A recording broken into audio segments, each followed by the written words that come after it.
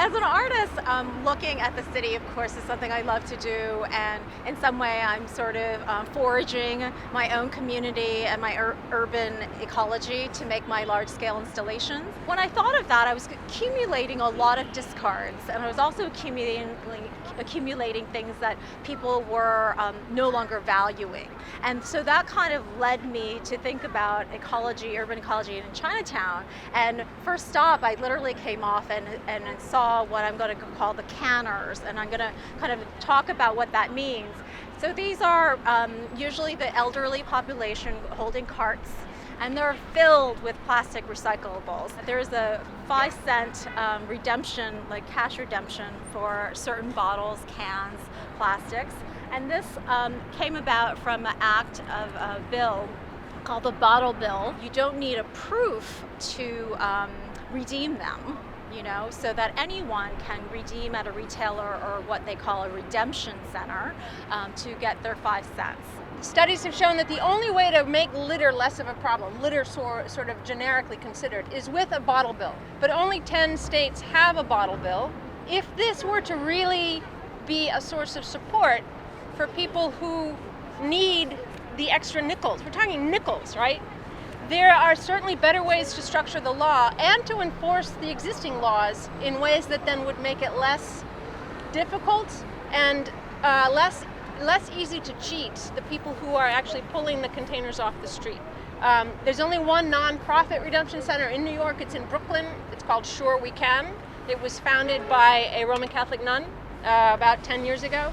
When people come, they're not just redeeming, but they're allowing people to be have a safe place, give them space to sort and place them in the right kind of standards that the manufacturers will only accept. These centers will get 3.5 cents on top of the 5 cents redemption, and they will share it with the canners, so they'll get 6 cents per can if they sort. The law does not require them to sort. The sorting imposition comes from the manufacturers of the containers who then come and pick them up. So one of the places that we have seen is a market just a block here called St. James Market, and he's become a legal retail redeemer. Yeah. So I was saying how great it was that Kenny had spoken, the owner, to us. He, of course, didn't want it to be filmed, but this has been the case. Whenever I tried to do research, people would not speak to us about what they were doing. The language barrier is one of the issues, but many of them, it's a situation of not wanting to share what they're doing, and that there's a stigma about what they're doing too. They're obviously nervous about being like the city cracking down on this as if it's illegal.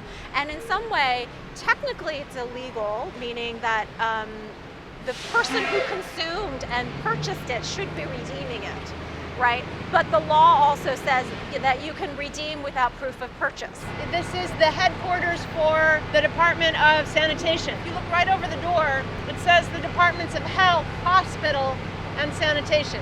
And that link of public health and sanitation was perhaps more readily recognized in the past, but it is still a completely necessary connection. That if the sanitation people are not on the street every day, this city very quickly becomes unlivable.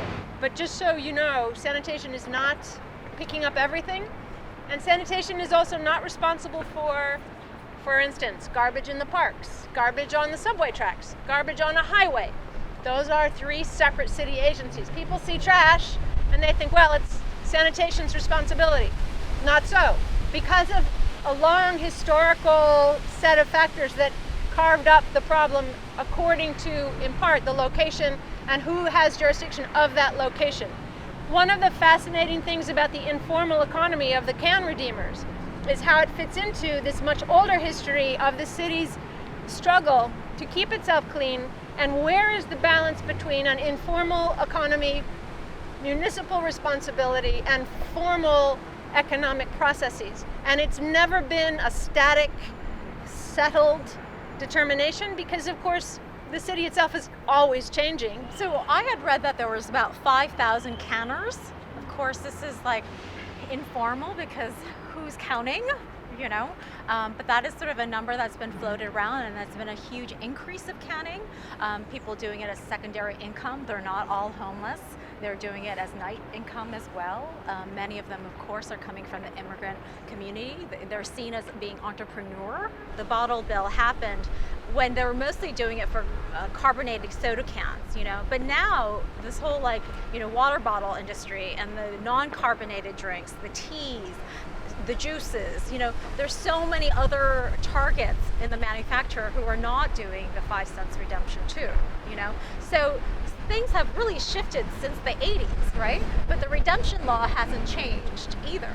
And so there's a component, people who want that to be changed. There's people who say if you make it more incentive, meaning it should be at least 10 cents if you just follow the economy, the inflation. And so there's this real amazing dynamics between legislation, what's happening with the city, who's responsible for that trash, right? The redemption centers, retail as well as nonprofit. There's people who are the community themselves, the consumers, right down to the people who are living in these buildings, and what do they want?